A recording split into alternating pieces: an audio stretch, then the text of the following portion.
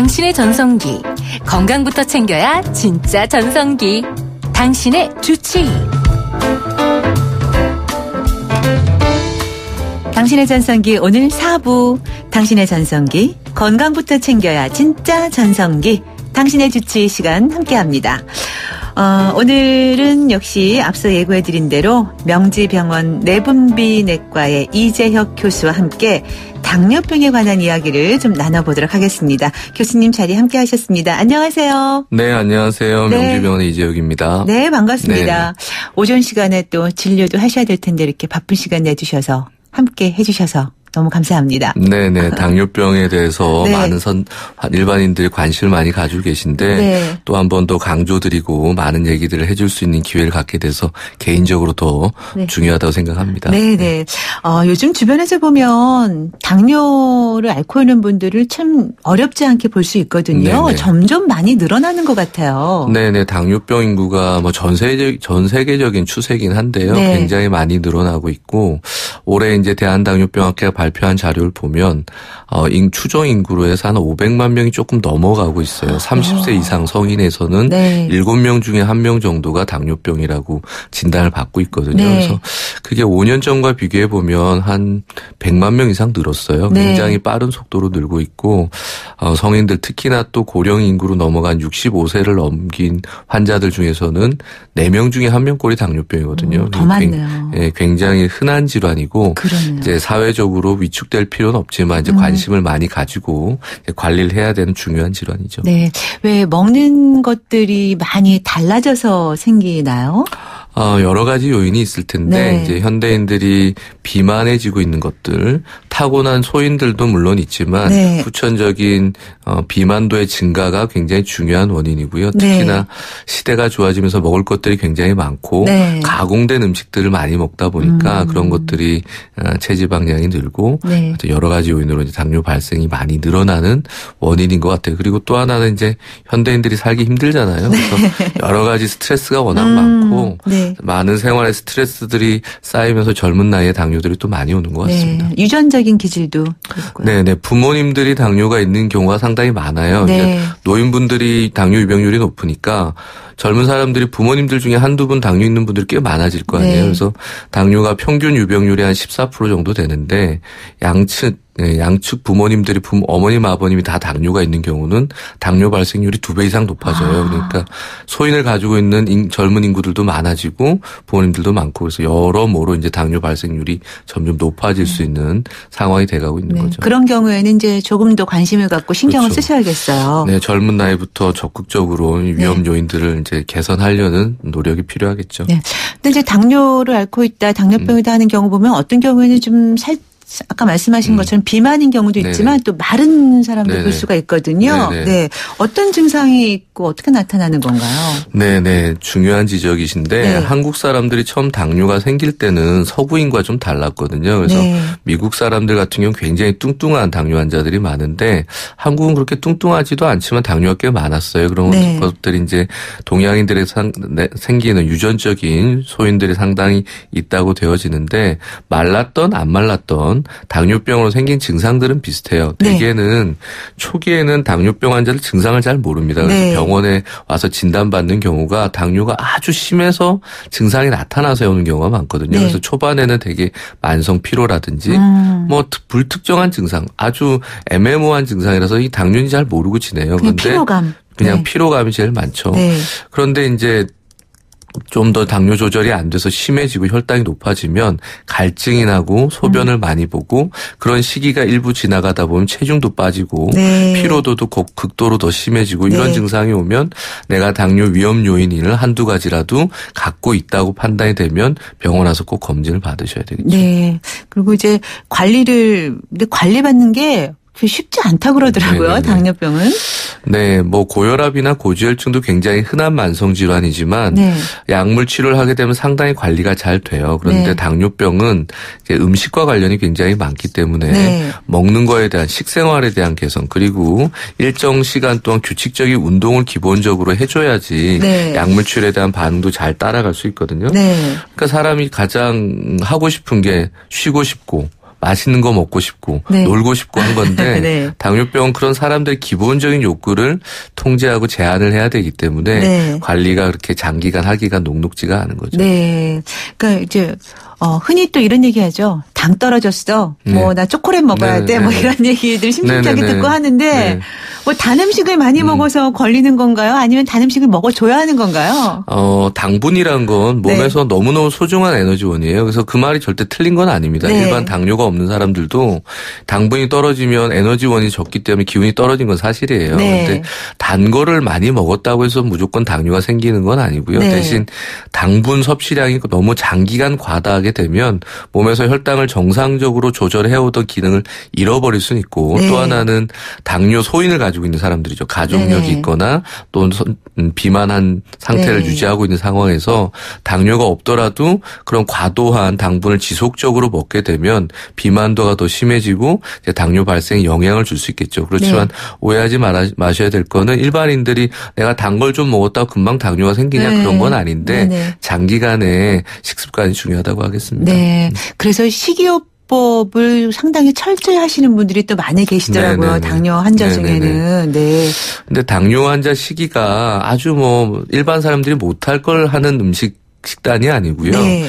이 현대인들이 가장 건강하게 먹을 수 있는 식단이 당뇨 식단이에요. 네. 그래서 가공된 탄수화물 좀 줄이고 전체적인 섬유질이 많은 식사도 하고 탄수화물 양을 줄이면서 단백질을 충분히 섭취하고 네. 운동하고 하는 것들이 현대인들이 이제 가장 지향해야 될 식습관이거든요. 그런 것들을 이제 당뇨 환자들이 먼저 하고 있다고 생각을 네. 하시면 네.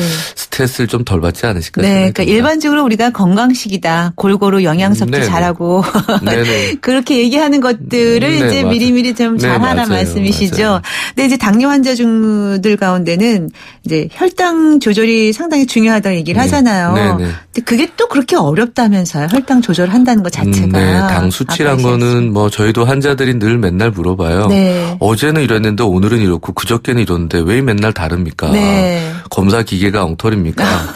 제가 물어봐요. 어제 글쎄 3일 전 생활을 똑같이 안 하시지 않았냐고. 먹는 것도 다 달랐고 잠도 다 다르게 잤고 활동도 다 다르기 때문에 혈당은 자꾸 수시로 변동을 하는데 자기가 조절을 할 수 있는 혈당의 변동 범위를 정해놓고 관리하시면 되겠고요. 네.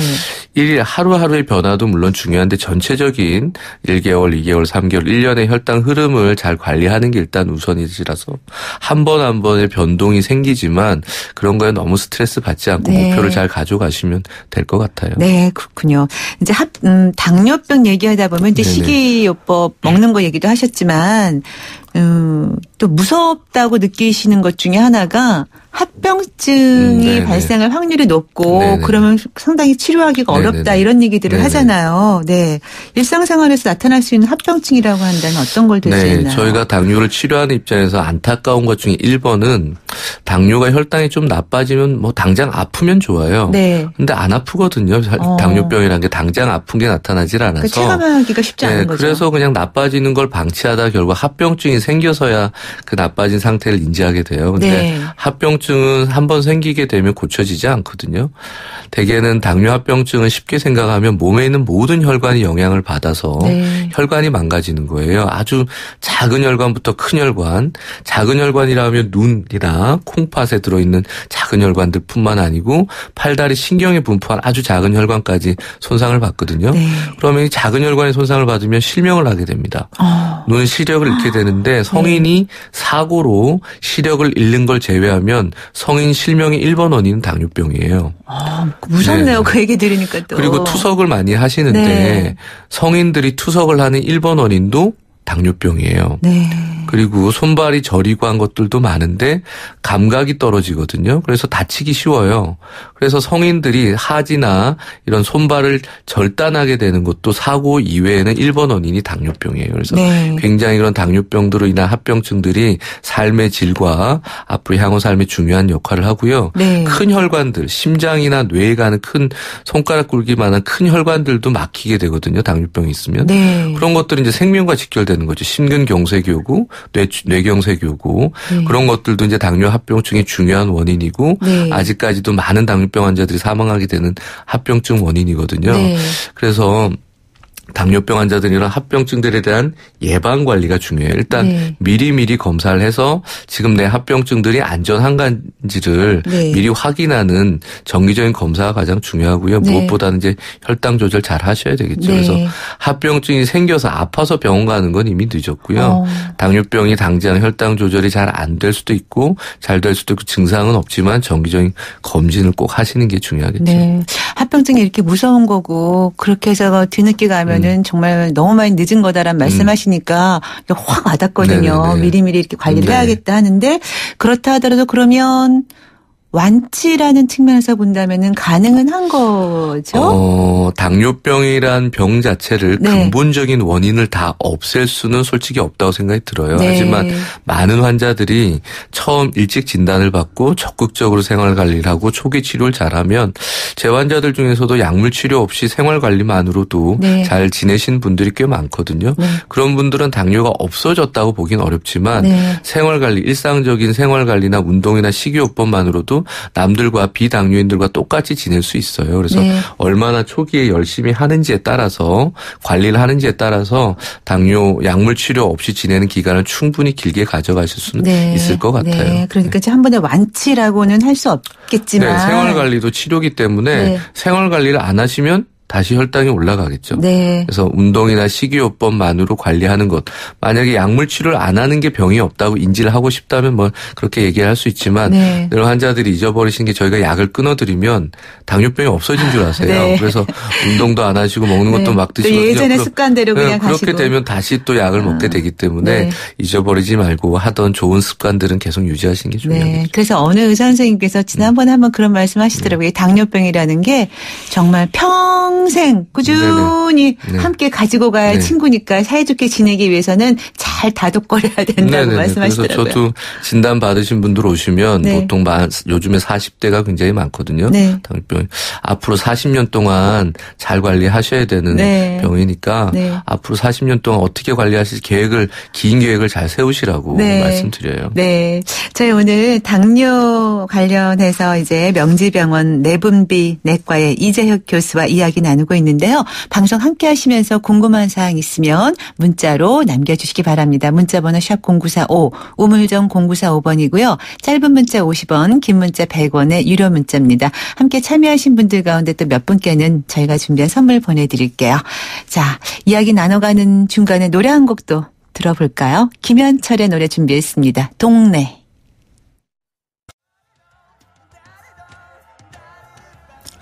당신의 전성기 오늘 4부. 당신의 전성기 건강부터 챙겨야 진짜 전성기 당신의 주치. 이 시간 함께 오늘은 명지병원 내분비 내과의 이재혁 교수와 이야기 나누고 있습니다. 당뇨 관련한 이야기 나누고 있는데요. 지금 문자 들어와 있습니다. 7317님. 이재혁 교수님 목소리 들으니 알 것 같습니다. 예전에 TV 나오셨을 때 인상이 참 푸근하시고 조근조근 설명을 잘 해주셨던 좋았던 기억이 있습니다. 오늘 방송 잘 듣고 당뇨병 앓고 계신 부모님 모시고 진료 보러 갈까 합니다 하셨어요. 네, 제가 이미 라디오 방송 나온 보람이 있네요.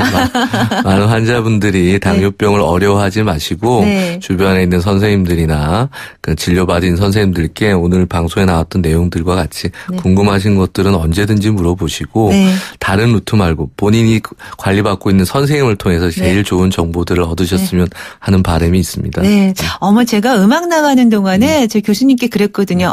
교수님 너무 편안하게 말씀을 정말 잘해 주셔서 환자들이 선생님과 이렇게 이야기할 때 너무 좋을 것 같아요. 질문도 마음대로 편하게 할 수 있을 것 같고 어렵지 않게 그런 말씀을 드렸는데 바로 7317님께서 저와 같은 느낌으로 문자를 보내주셨습니다.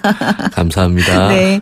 그리고 또 7008번 쓰시는 애청자분 58세의 남자입니다.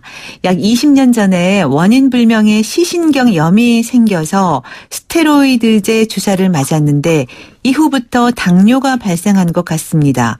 공복일 때 유난히 혈당이 높아지는 것 같은데 이유가 뭘까요? 네. 지금 58세시니까요. 네. 20년 전이면 한 30대 후반 40대였을 거라고 추정이 돼요. 대개 스테로이드 주사를 상당히 많은 질환에서 치료로 쓰고 있어요. 경구약이나 마찬가지로. 그런데 네.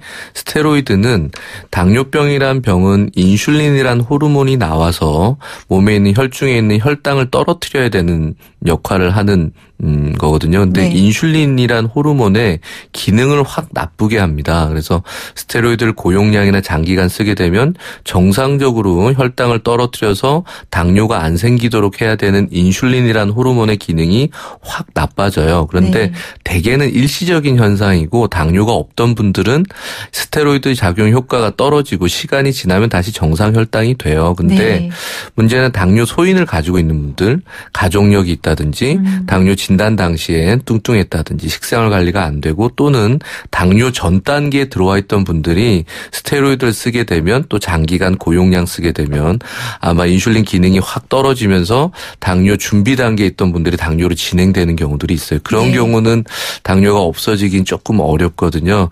대신 스테로이드를 끊게 되면 사용 안 하게 되면 당뇨 관리는 그닥 어렵지는 않은데 초기에는 스테로이드를 계속 반복적으로 쓰게 되면 경구약이나 일반적인 당뇨 치료는 상당히 혈당 조절이 어렵기 때문에 몇몇 환자들에 있어서 이제 인슐린까지 써야 되는 상황이 되기도 해요. 네. 그래서 이 환자 같은 경우는 아마 제가 정확하게 환자분을 못 뵈서 모르겠지만 아마 소인을 좀 가지고 있는 상황에서 눈 때문에 수차례 스테로이드를 쓰면서 아마 당뇨로 발생하셨던 것 같고 그 뒤로도 다른 요인 때문에 스테로이드 쓰셨는지 안 쓰셨는지 모르겠지만 이런 일이 반복됐다면 조금 더 고착화됐을 가능성이 있고요. 네. 대개 스테로이드로 인해서는 식전 식후가 다 올라가거든요. 네네. 그래서 식전 혈당만 특별히 올라간다고 볼 때는 본인의 식습관이나 생활 패턴도 조금 평가를 한번 해보실 필요가 있을 것 같아요. 네. 지금 8897님 몇 년 전에 TV에서 돼지 췌장액을 인체에 주입해서 당뇨를 완치할 수 있다는 얘기를 들었습니다. 아직도 연구 중인가요? 어떻게 됐는지 궁금합니다 하셨네요. 아, 네네. 인슐린이라는 얘기를 아까 드렸는데 네. 인슐린은 췌장에서 나오는 호르몬이에요. 네. 그래서 인슐린이 개발된 계기도 1910년대 초반에 캐나다에서 당뇨병을 앓고 있는 아이에게 개의 췌장을 갈아서 주사를 주면서 이제 치료가 되기 시작했거든요. 그래서 네. 당뇨병 치료가 가장 먼저 시작된 건 인슐린이 맞습니다. 근데 이런 인슐린 자체가 개에서도 만들었지만 1960년대, 70년대는 개를 이용할 수는 없으니까 돼지를 이용해서 돼지에서 인슐린을 이미 추출해서 60년대, 70년대 때 많이 인간의 당뇨병 치료에 사용을 했었어요. 아, 오래전 얘기군요. 네네. 네. 그런데 이미 80년대 이후부터는 돼지 인슐린을 사용하지 않고요. 네. 인간에서 분비되는 인슐린과 똑같은 형태의 인슐린을 개발해서 쓰고 있어요. 쓰고 있고 지금 1990년대 후반 2000년대부터는 인간에서 나오는 인슐린과 동일한 구조지만 조금 더 구조를 변형하고 좋게 만들어서 현재 쓰고 있는 수많은 인슐린들을 개발해서 쓰고 있거든요. 그래서 네. 돼지 췌장을 갈아서 줬다는 것들은 지금은 이제 문헌상에서나 네. 보지 현재 치료에 있어서는 굳이 그럴 필요가 전혀 없다는 거고요. 네. 향후에는 이제 췌장을 이식해서 스스로 췌장에서 인슐린을 좀 더 효율적으로 분비하도록 하는 치료는 아마 향후에 곧 몇 년, 10몇 년 이후에는 가능하지 않겠나 싶고요. 네. 주사뿐만 아니고 인슐린뿐만 아니고 최근에는 다양한 주사들이 나와 있으니까 네. 저는 여러 환자들이 또 고민해 보시면 될 것 같습니다. 네. 자, 9725님. 저는 62세 주부입니다. 62세 주부님이세요. 건강검진을 했는데 당뇨가 중간 정도까지 왔다고 하시더라고요. 증상으로는 자주 피로하고 물도 많이 마시고 있어요. 입이 말라서요. 소변에 거품도 있고요. 저는 운동도 조금은 하는데도 그렇네요. 왜 그랬어요? 네, 지금 당뇨병 중간 단계라고 왔다는 표현을 선생님이 어떤 식으로 해주셨는지 잘 모르겠어요. 그러니까 네. 당뇨병이 진단되었지만 아주 나쁜 상태는 아니라시는 건지 네. 당뇨 전 단계에서 당뇨병으로 가고 있다고 판단되시는 건지는 정확하게 모르겠지만 갈증이나 소변을 많이 보는 건 혈당이 상당히 높을 때 나타난 증상이거든요. 네. 기침하셔도 돼요, 선생님. 네네. 괜찮으세요? 그래서 네. 아마 당뇨 전 단계라고 판단이 들면 그런 증상들은 당뇨병과 관련이 크게는 없을 거라고 생각이 들고요. 만성 피로 같은 것들은 영향이 있어요. 그래서 체중 관리도 하고 운동도 하고 근력량을 키워놓으시는 게 좋겠고 당뇨병을 진단받았는데 검진상에서 당뇨를 중간 단계를 넘어가고 있다라고 표현하셨으면 혈당이 좀 높다는 얘기거든요. 네. 그럴 때는 이제 조금 신경 쓰셔서 혈당 관리도 잘하고 경구약제로 치료가 잘 안 되는 경우는 너무 경구약제로 버티지만 마시고 적극적인 주사 치료도 넘어가셔서 혈당 관리 조금 더 철저히 하시면 훨씬 더 컨디션이 좋아지지 않겠나 싶습니다. 네. 우리 교수님께서 이제 말씀하시면서 그 혈당 조절에 있어서 뭐 경구약 또 주사 이런 말씀도 하셨는데요. 지금 6898님께서는요. 저희 어머니는 수년째 당뇨병을 앓고 계시는데 먹는 약으로는 이제 혈당 조절이 힘들 것 같다는 얘기를 병원에서 들었습니다. 어머니가 주사를 정말 싫어하셔서 걱정입니다. 좋은 방법 없을지요? 이러셨어요. 네. 전 세계적으로 인슐린을 당뇨 환자 10명 중에 3명은 쓰고 있어요. 그런데 한국은 10명 중에 1명도 안 쓰고 있어요. 왜 그럴까 저희도 당뇨병을 치료하는 입장에서 상당히 반성도 하게 되고 원인을 찾고 있는데 한국 사람들이 병적으로 주사제를 치료하느냐 또 그런 것 같지는 않거든요. 침은 또 많이 맞잖아요. 그러니까 이게 원인을 좀 찾고 있지만 우리나라에서 경구약제들을 워낙 많이 쓰고 있고 쉽게 쓸 수 있고 병원의 접근율이 워낙 좋기 때문에 경구약제에 의존을 하시는 것 같은데 당뇨병은 그렇게 호락호락하지 않아요. 유병 기간이 길어지고 경구약제로서의 효과를 일부 이제 한계에 다다르면 주사제로 적극적으로 넘어가시는 걸 고려하셔야 되고요. 최근에는 인슐린 매일매일 맞는 인슐린들 물론 버겁습니다. 하지만 상당히 사용법이 쉽게 나와 있고 실제 맞아보시면 별대 불편하지 않고요. 인슐린으로 넘어가기 전에 최근에 몇몇 주사 치료제들은 인슐린은 아니지만 일주일에 한 번씩 맞을 수 있는 것들도 있어요. 그래서 일주일에 한 번씩 맞으면서 경구약은 많이 줄일 수 있는 이런 치료법도 있으니까 아까도 말씀드렸지만 당뇨병의 치료 시작은 인슐린부터 시작을 했어요.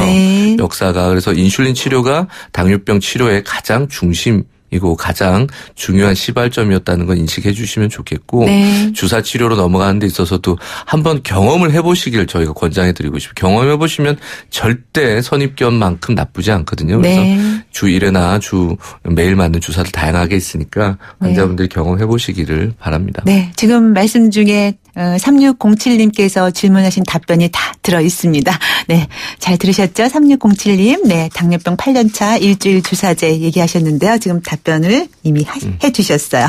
자, 이제 시간이 거의 다 된 관계로, 끝질문을 드려야 될 것 같은데요. 끝질문은 언제나 저희가 이제 뭐 정리 차원이죠. 뭐. 네. 어떻게 좀 한마디로 요약하기는 어렵지만 그래도 당뇨병 관리는 어떻게 하는 게 좋은지. 네. 당뇨병이란 질환에 대해서 사회적인 편견도 불필요하다고 생각이 들고 당뇨병 진단받은 사람들도 환자분들도 좌절할 필요는 없습니다. 3명 중에 1명.